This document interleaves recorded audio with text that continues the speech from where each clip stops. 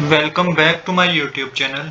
आज हम करेंगे डीके गोयल क्लास 11th के अकाउंटेंसी का चैप्टर नंबर 3 जिसका नाम है एडमिशन ऑफ पार्टनर का सोल्यूशन नंबर 35।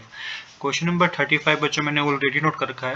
क्वेश्चन नंबर 35 में बता रखा है A and B are partner sharing profit and losses in 3:2। They admit C into partnership for 1/5 share in the profit.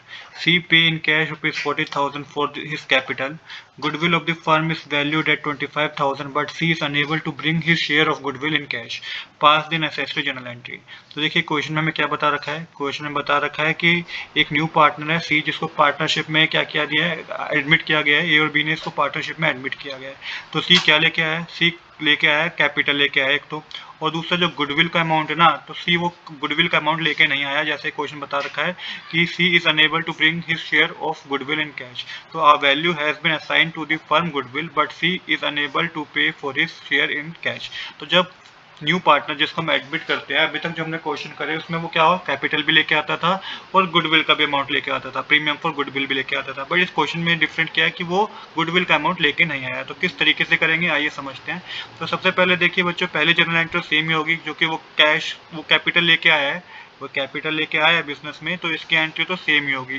तो इसकी सिंपल एंट्री होगी bank account debit to C capital account. Debit आप लिख लीजिएगा 40,000 का अमाउंट डेबिट साइड, 40,000 का amount credit side, क्योंकि सी ये बिजनेस में लेके आया ना अमाउंट कैपिटल का 40,000 का, तो इसके लिए बैंक हमारा इंक्रीज हो जाएगा, तो बैंक अकाउंट को डेबिट करना है और टू सी कैपिटल अकाउंट आपको मेंशन करना है।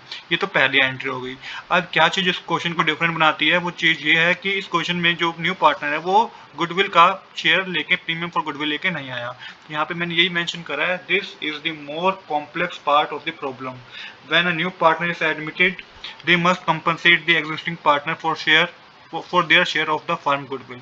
Goodwill represent the value of the firm reputation and business connection, which the old partner have built over time. Since he is getting a share of future profit, he must compensate A and B for a portion of the goodwill he will now benefit from. तो क्या हुआ, अब C को तो business में enter कर लिया गया, बट जब ए और बी उस बिजनेस को चला रहे थे ना, तो उस बिजनेस की बहुत अच्छी गुडविल बन चुकी है। अब फर्म की अच्छी गुडविल बन चुकी है और सी को उस बिजनेस में एडमिट कर लिया गया है, तो सी को कंपनसेट तो करना पड़ेगा। अब उसे कैसे कंपनसेट करना पड़ेगा वो समझिए।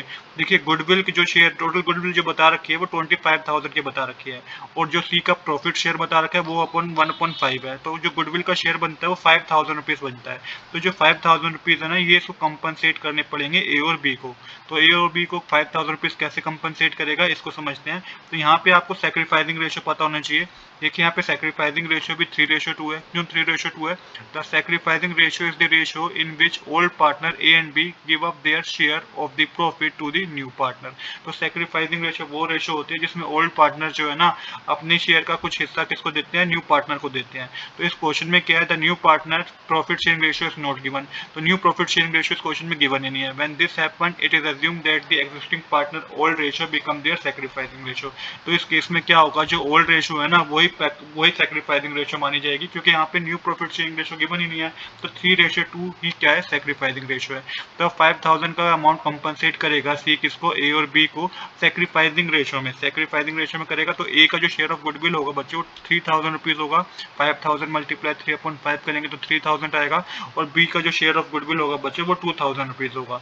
तो इस तरीके से आपको कैलकुलेट करना है। अब आपको एक जर्नल एंट्री करनी है। तो जर्नल एंट्री जो बच्चों होगी वो होगी C current account debit to A capital account to B capital account. अब यहाँ पे आपको समझना है कि टी के करंट अकाउंट को डेबिट क्यों किया गया। By debiting his current account we are creating a receivable from C. It is like a temporary loan or outstanding balance that C owes the partnership. This is a common practice when a new partner can't pay for goodwill in cash.